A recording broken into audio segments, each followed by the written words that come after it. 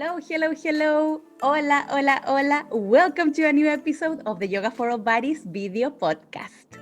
As you can see on your screen, today I have an incredible guest for you. Francesca Leo is a cutting-edge flutist, educator, and performing arts health advocate. She's the founder of Playing Without Pain, an award-winning interactive website and social media platform committed to connecting musicians with resources to treat and prevent performance-related injuries and maintain a good mental health. She's certified in essentials of performing arts medicine, meditation, and is currently pursuing a certification as a licensed body mapping educator. Hello, hello. Hello. How are you? I'm great. Thank you so much for having me. I'm such a big fan of your work. Same. Thank you. So thank you for being here. I have so many questions. Oh, great. Yes. Every single time I see your post on social media, I go to your website. Yes, I feel so inspired, so needed. And I also have a background in music. You didn't do? know. Oh my goodness, I did not know that. What do you play? I sang in Chile.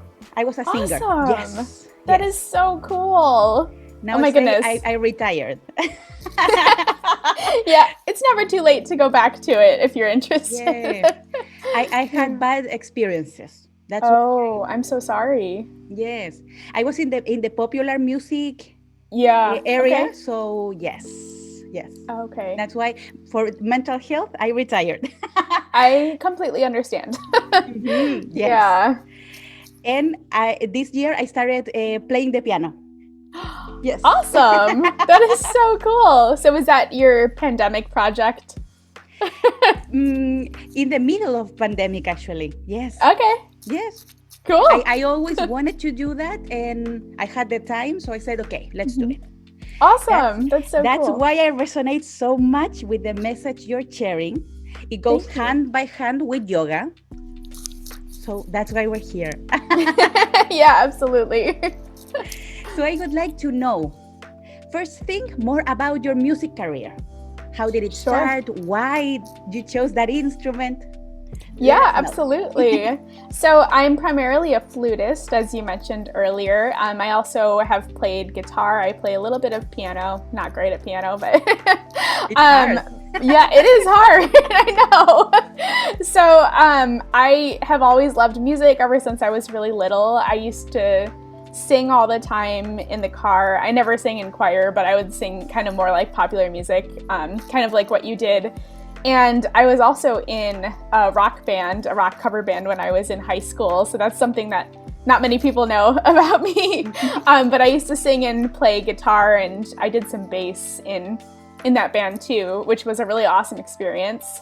I started playing the flute when I was 11 years old, when we were selecting instruments for band.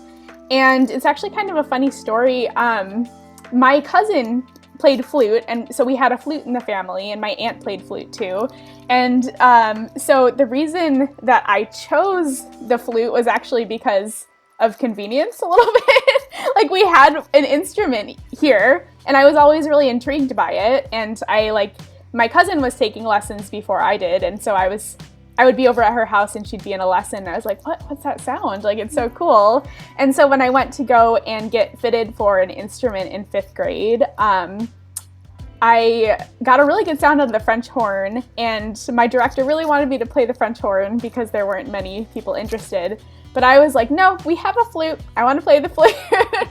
And I'm so glad that I did choose that, because it's one of my favorite instruments. It's taken me very far in my musical career, and it's offered a lot of special opportunities to me, and also served as a form of self-expression for a long time. So I started to get really serious about the flute in high school. I auditioned for music schools for college. I ended up going to Bowling Green State University in Ohio for undergrad, got a degree in music performance there. And then I went right on to my master's degree in music performance in New York City at the Manhattan School of Music. And I loved music, but once I started to actually study it in college, that's kind of when I first found my like perfectionism habits, and my anxiety got really high once I started playing it competitively. And I kind of just lived on survival mode for several years and didn't really fully understand why I was always feeling like so nervous, so anxious. And so this really contributed to the performance-related pain that I first started experiencing when I was 16 years old, so about my junior year of high school. It started as forearm tendinitis, and at first it was I think it was a result of my hand position that I was using. That was the initial cause of it, because I would play, I don't know if you're familiar with flutes, but I would play kind of like with my wrist bent, which really was not good for all of the fingering that I was doing. And so that contributed to forearm tendinitis initially. At that point, I had never heard of anyone that was injured from playing an instrument before, so I kind of felt really lonely. And I was afraid to tell people about it because I thought people would just laugh at me, like getting injured from playing my flute. It just sounds kind of like trivial, and it felt that way at that point. And so I brought it up to my primary care doctor around that time. And I was initially told to just stop playing since it hurt. And the only other options that I was given was to put ice and heat on it or just take painkillers. And I look back at the advice that I was given, I was like, no.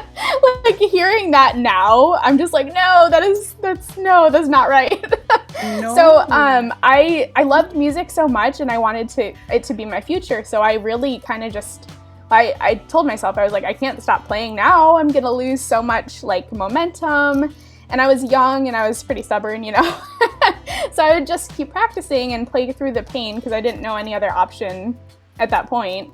And so of course the pain eventually got worse. In high school I was involved in like every single extracurricular activity I could because I loved music and loved band so much. So I was playing probably like 5 to 6 hours each day and really not taking many breaks. And then when I got to undergrad, I came from a high school where I guess I was kind of considered to be like one of the best at that time. And then when I got into undergrad, I was really low on like the ranking, which I hate ranking artists, but that's what we do. Yeah, so that's how it works. Yeah, so I came in as kind of like not one of the best, and that was kind of like, I didn't really know what to do with that information. And I felt really horrible about myself all the time. And I was practicing and I was like, you know, I'm not good enough to be here. And I got into a really bad mental state for a couple of years. Every single second that I had free, I was like, I need to go practice because I'm not good enough. And so that, of course, made my pain a lot worse. I continued that for about a year and a half until I had a pretty big wake-up call with the pain that I was experiencing my junior year of college. The pain had spread from my forearms to my left shoulder. And initially when I was diagnosed with forearm tendinitis and kind of didn't really do anything about that, I was later diagnosed with shoulder tendinitis, which I now understand is tendinosis, which is the chronic form of tendinitis. And I also have a shoulder impingement that I've been dealing with for several years. So during my wake-up call, I was at a summer festival. I was again feeling really horrible about myself because I was like, I'm not good enough to be here. Everyone else is so much better than me. Like I was having serious imposter syndrome, my self-criticism was like off the charts. I was feeling so bad about myself. And I was practicing like so much. And the way I was practicing was more kind of like punishing myself. Not really practicing productively, kind of just playing things over and over again, making the same mistakes, and then mentally beating myself up for it. So I got to a point where I couldn't play my flute for more than 5 minutes at a time without experiencing shooting pain all the way up my left arm. And that was such a scary time. I really kind of had to face the fact that if I don't do something about this now, there is a very high chance that I won't be able to pursue a career in performance in the future. So that kind of initially started me on my healing journey. when I got back from that summer festival, I went to see my doctor again, got an updated diagnosis, started physical therapy, started Alexander technique, and all of that was helping manage the symptoms. And then I had to pick a topic for my honors thesis for my undergrad, and I was curious to know how many other musicians were experiencing this and just not talking about it. So that is when I conducted my research study on the prevalence of performance-related injuries in collegiate musicians. And that study, the statistics were really revealing, and it's similar to the statistics of other studies conducted on a similar subject in the field. So we found that 88% of participants were experiencing some form of performance-related pain that affected their ability to play. 88. Yeah, and similar studies conducted on a larger scale showed about 67 to 70%. So it's really just the vast majority of collegiate musicians were experiencing performance-related pain, and it wasn't being talked about because it's really stigmatized. And I'm sure you're familiar with that in the arts industry too. If you open up about having an injury, and this was much worse about 10 years ago and even earlier, if you opened up, you were kind of viewed as like you were damaged and you weren't able to like play. And so people didn't really like call you. And so opening up about an injury in the past could really end a career. And so I think that's what led so many musicians to just not mention it, because they didn't want their career to end. Yes. And so that prevented them from seeking the help they needed, which is so sad to me. And so once I reviewed the results of the study I conducted, that's really what motivated me to create my website, Playing Without Pain. And ever since, I've been really interested in performing arts health. It's kind of become like what has saved me as a musician. And also, it makes me feel really good to be able to help others and share the information that I find with others who are struggling through the same things, because I know that was what I really needed when I was going through that experience, and I want to be able to provide that same support for others. Yes. And you mentioned so many incredible things. First, thank you. We say this is how the industry works. It's so messed up. First, Yep. Let's clear that up. Yeah, absolutely. So even though it's the way things are done, no bueno, no good. Yep, true. Yes. So I think the work that you're doing is so needed. So yes, and not only in the musical field, actually in all the fields. Mm-hmm. For example, in yoga, we do our training. You are in intensive training between 3 to 4 months, depending on the modality that you do. Mm-hmm. But at least in my training and with the people I've talked and I've interviewed in this video podcast, there's no a topic of mental health or how you can cope with being competitive. Mm-hmm. Because in music, in yoga, there's a lot of people doing that. And a lot of people that are amazing. Mm-hmm. So how do you cope with that? Because even though they tell you you're not for everyone, you have to trust in what you're doing. When this is your job and this is the way you are earning your food, your shelter, it can lead to things like that. Practicing every single day, because at the end of the day, it's a passion. So you can say, okay, I'm going to do it from this to this and only that. No, you are dreaming, breathing music, creativity. So how do you stop that? So that advice of the doctor, stop playing. I know.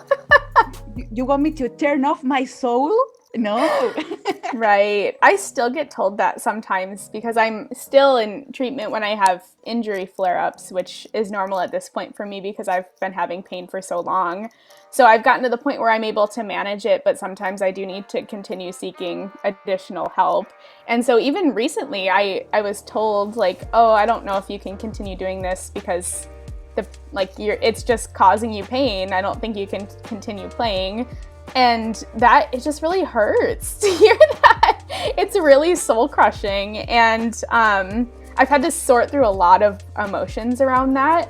and kind of explore my relationship to playing too, because I was so passionate about it before I started intensely studying it, and that kind of destroyed my relationship to my instrument, because in the arts, like many fields, when you're training, you go under a period of a lot of criticism as you grow, which I also think needs to be changed in the industry, how the criticism is delivered, because I have seen and personally experienced so many times where it was just debilitating, and it really felt like personal attacks, because we're so tied into our passion, and we often kind of tie it to our sense of self-worth. So when that is constantly being criticized, it's really impossible to separate that from yourself, and it leads to a lot of self-esteem issues in artists and many other people who experience that in their fields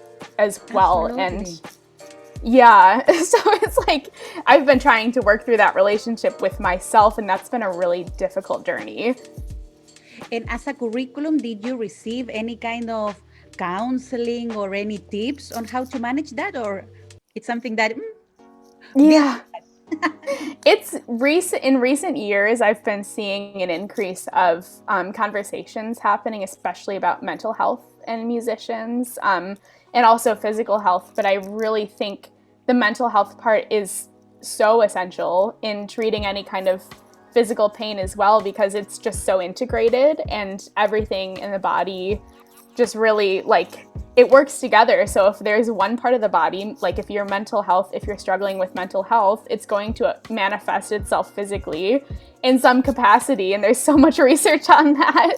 And so I think it's like, it has to be a whole approach to treating the mental health, treating the physical health, and really just preventing what's causing these issues in the first place, which is really more systemic at this point. Absolutely. So, yeah. As you were mentioning that, I remember, for example, every single time I had to perform or I had to sing, I knew that in the song, the challenging part was coming, and your whole body knows it. Your gut, your glutes, the shoulders, everything, the jaw, it knows, it's coming. So imagine that every single time. Yeah. It takes a toll in the body, You're constantly in a state of like fight, flight, or freeze for the most part, unless you really manage your nerves well, which I don't know many people that do. I know I don't. So it's really just like you're in a constant state of activation when you're performing. And I think a lot of people don't know how to complete that cycle once they're finished performing, because usually we have so many concerts in a row, usually when there's not a global pandemic, of course. But before the pandemic, like I would have concerts every single night, and so I would finish one and then start getting ready for the other. And so there was really no time for my body to like release that stress after the performance. So I would just be in a constant state of like chronic stress, chronic anxiety, just preparing for the next performance and not really understanding how to manage those cycles properly. And I think that contributes to a lot of issues in performing artists, especially. And what types of movement have helped you to live better in your body, live better in your mind? Yoga has really helped me. I've been practicing yoga for the past 10 years. That's been a really important part of my recovery process. Actually, I think I've been practicing yoga more than that, but it's been really, really helpful. And so that's only part of the reason why I love the work that you do, but there's so many other reasons too. But and having attended your classes, I would recommend your classes to anyone. So anyone listening, you should definitely sign up because they're wonderful. Yeah, of course. So yeah, yoga has been really helpful. The specific techniques like Alexander technique and body mapping, which I can go into more detail if you'd like me to, but those really help. They're more geared specifically to performing artists and kind of, like I was saying before, repairing your relationship to your instrument, especially the way that you play it, and noticing areas of habitual tension that can contribute to pain and injury over time. So it's learning to play your instrument with more freedom and ease. And so that's really helped me too. And there's some like really gentle movement explorations in both of those techniques. And then you start to pair it to playing your instrument or singing, and kind of just, it's basically relearning how to play in a more sustainable way. So that's helped. And then also physical therapy. For me, I have hypermobility. So the scapular strengthening has been really important. Scapular stabilization, I should say, has been really important because I tend to overstretch a lot, which is also part of the reason that I get injured so easily, I've discovered.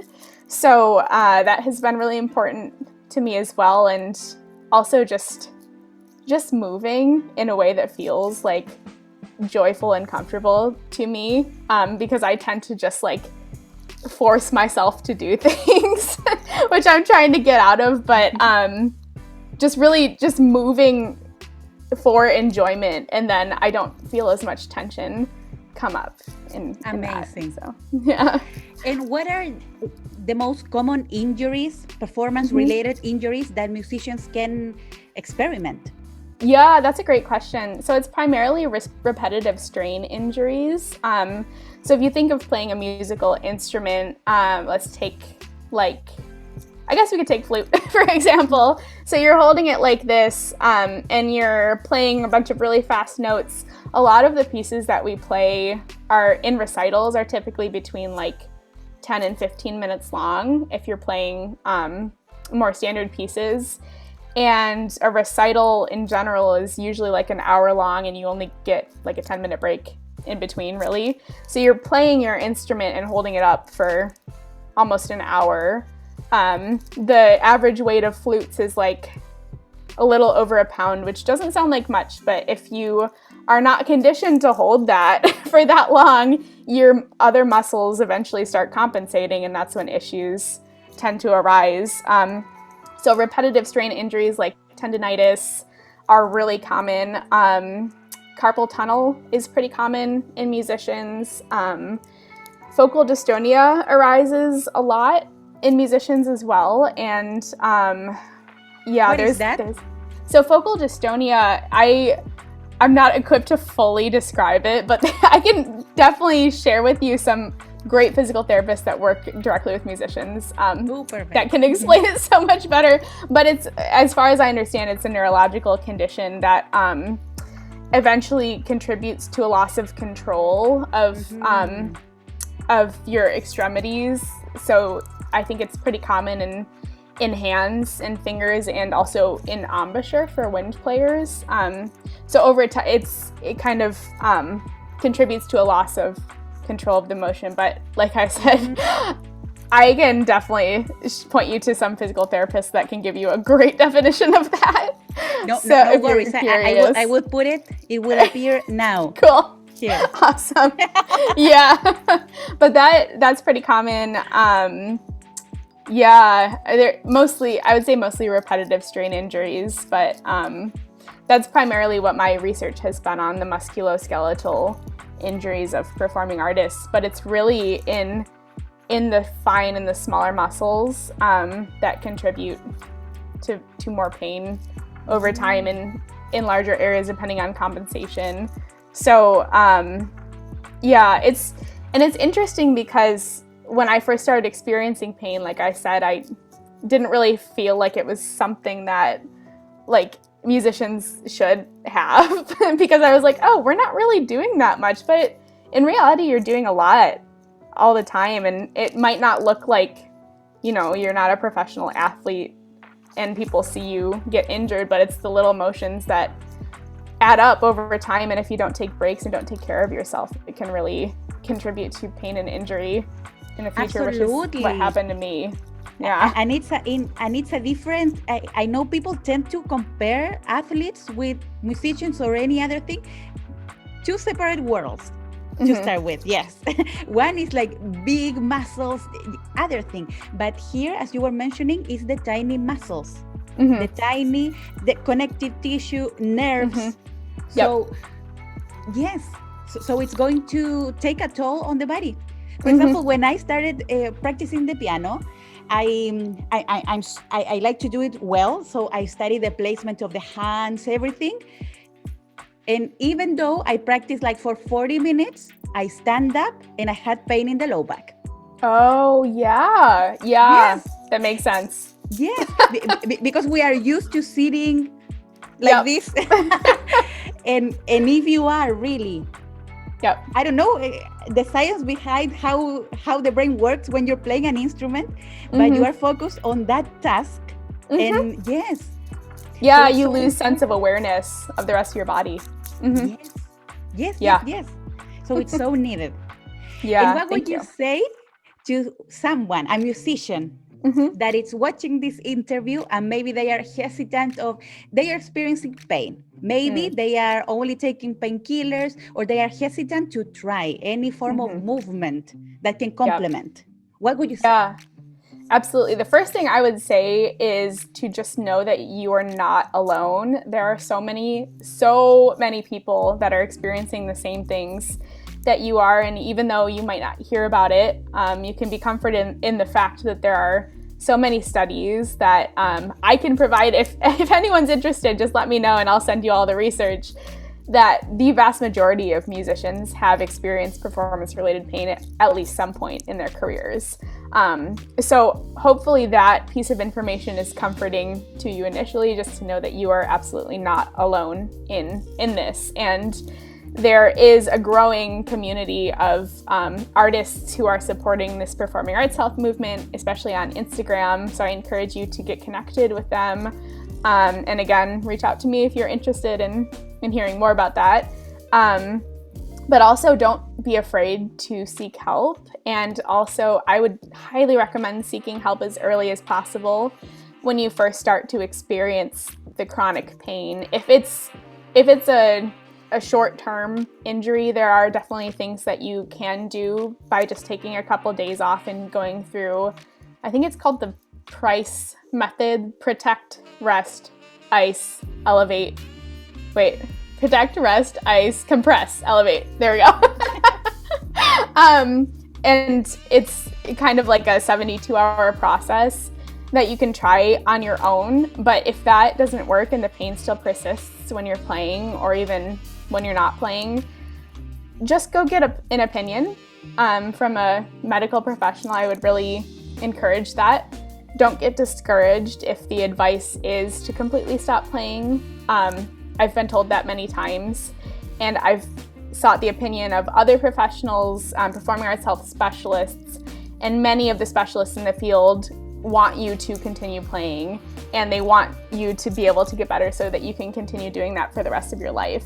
So finding the right healthcare professional is really important too, and it might take some time to do that. But if you catch it early enough, there's less of a chance that it can become really severe, especially if you're being proactive about it. So I would definitely encourage seeking help as early as possible. And just try and find maybe a couple people that you know that you feel safe opening up to about it. It's really important to talk about it to someone. I felt really lonely when I was going through my process because I just felt like I couldn't open up to anyone. And once I started, which was really scary, I actually was met with a lot of support and people sharing their similar stories to some of my good friends. I didn't even know they were also experiencing pain. But after I talked to them about it, they were like, oh my gosh, like I have pain in my forearm too when I play. And I was like, really? So sometimes just if you feel brave enough to open up to someone who you feel safe talking to about it, sometimes that can be really comforting too. Amazing advice. Thank you. And finally, how can people find you? Give all the information, all the details. Sure. So you can find me on my Instagram at Playing Without Pain. I have a website with a bunch of resources on performing arts health and injury prevention, injury treatment, mental health resources. So you can visit my website, www.playingwithoutpain.com, and that link is in my Instagram bio. I have a Facebook page, Playing Without Pain. My flute Instagram is Francesca Leo Flute, if you would like to find me on there as well. And I have a Facebook page for that too, but I have not used it in years, so that's kind of irrelevant. But yeah, and you can always contact me, send me a DM on my Instagram. I usually try and respond within a day. And if you'd like to send me an email, it's francescaleo96@yahoo.com. Amazing. So now you know, if you're watching this video, like it, share it, subscribe, because this is a message everybody needs to know, especially musicians. Mental health, health for the body, is for all the bodies. So yes, yes, yes. Yes, absolutely. Thank you so much, Francesca, for being here, for sharing your passion, sharing your knowledge. Thank you. Thank you for having me. It was a pleasure. A big hug. See you soon. See you at your homes in a new episode of the Yoga for All Bodies video podcast. Bye. Bye.